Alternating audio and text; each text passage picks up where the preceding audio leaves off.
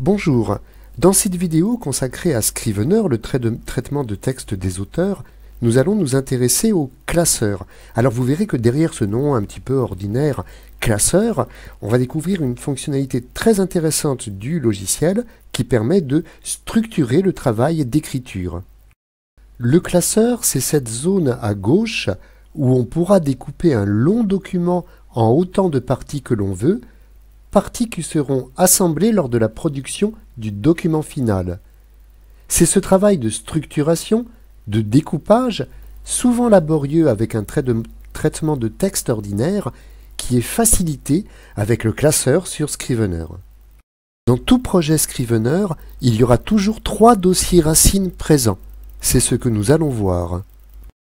Voici un nouveau projet vierge sur Scrivener.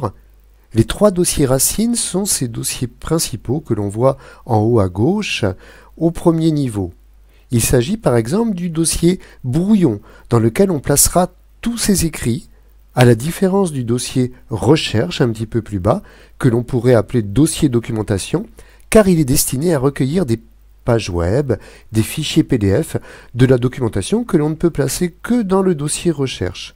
Troisième dossier racine, le dossier corbeille dans lequel iront les éléments écrits ou documents dont on ne veut plus, comme sur la corbeille de l'ordinateur.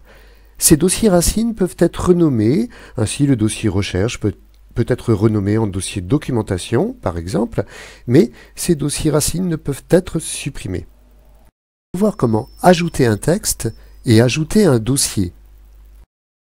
Pour cela, je me situe bien dans le dossier racine brouillon et je vais cliquer sur cette petite flèche que l'on voit en haut à gauche juste à côté de l'icône verte et je vais choisir d'ajouter soit un nouveau texte, soit un nouveau dossier. Donc là pour l'instant j'ai choisi d'ajouter un nouveau texte. Les titres des textes comme des dossiers servent de repère dans le classeur.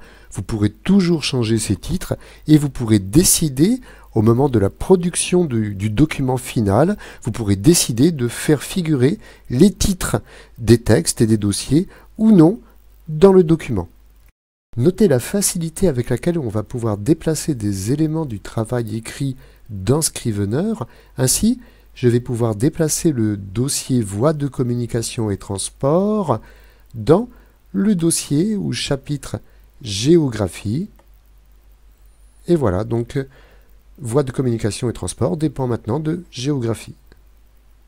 Il est possible de créer des dossiers racines de travail autres que le dossier brouillon et le dossier recherche.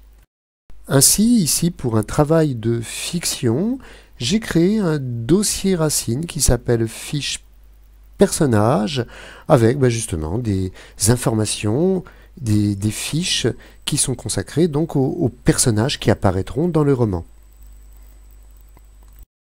Ainsi, un dossier chute qui contient des parties écrites que je conserve pour mémoire, mais que j'ai préféré ôter du dossier brouillon ou ébauche qui contient les éléments destinés à être publiés, et justement ce dossier chute sera exclu de la publication finale. Si ces dossiers racines vous paraissent importants pour votre travail, vous pouvez alors les incorporer à des modèles personnalisés afin de pouvoir les retrouver régulièrement lors de la création de nouveaux projets Scrivener. On va pouvoir aussi importer des fichiers dans un projet Scrivener et vous allez voir que ça peut être très utile. Si vous démarrez un nouveau projet d'écriture dans Scrivener, vous êtes peut-être déjà en possession de textes que vous avez écrits et qui peuvent être dans des documents Word, alors vous pouvez les importer dans Scrivener en passant par le menu Fichier, puis Importer, Fichier, et en allant rechercher ces documents Word. Et on peut voir qu'au final, le document Word a bien été importé dans Scrivener, ce qui m'évite d'avoir à tout recopier.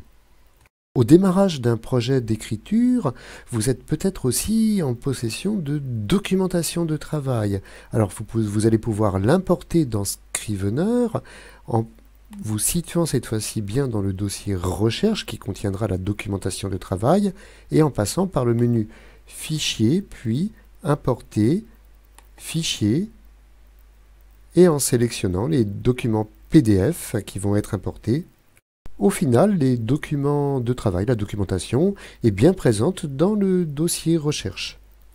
Vous allez pouvoir faire des opérations très utiles sur votre travail écrit, des opérations de fractionnement, de fusion, c'est ce qu'on va voir. Alors le fractionnement dans Scrivener, ce sera très utile quand vous serez en présence, comme ici, d'un long texte dans Scrivener, qu'il sera intéressant donc de pouvoir fractionner en de multiples courts textes, qui sera donc plus facile alors de les travailler, de les manipuler. Alors pour ça, je vais me placer dans le texte, je vais sélectionner un titre dans le texte, et puis je vais aller dans le menu Documents, je vais choisir donc scinder, scinder ou fractionner, c'est la même chose, et scinder donc avec la sélection comme titre, et vous pouvez voir que un nouveau document a été créé, et que le titre sélectionné est devenu le titre dans le classeur. Si après avoir fractionné ou scindé un texte en plusieurs courts textes, vous changez d'avis, vous voulez faire l'opération inverse, c'est-à-dire les fusionner pour que ces courts textes redeviennent ensemble un long texte, il vous suffit alors de les sélectionner, comme je viens de le faire ici, puis d'aller dans le menu Documents, de choisir Fusionner, et vous serez à nouveau en présence d'un long texte. Donc vous voyez que Scrivener favorise le travail de structuration d'un texte. Merci de votre attention. Si vous désirez vous former pour maîtriser Scrivener, le traitement de texte des auteurs, n'hésitez pas à me contacter.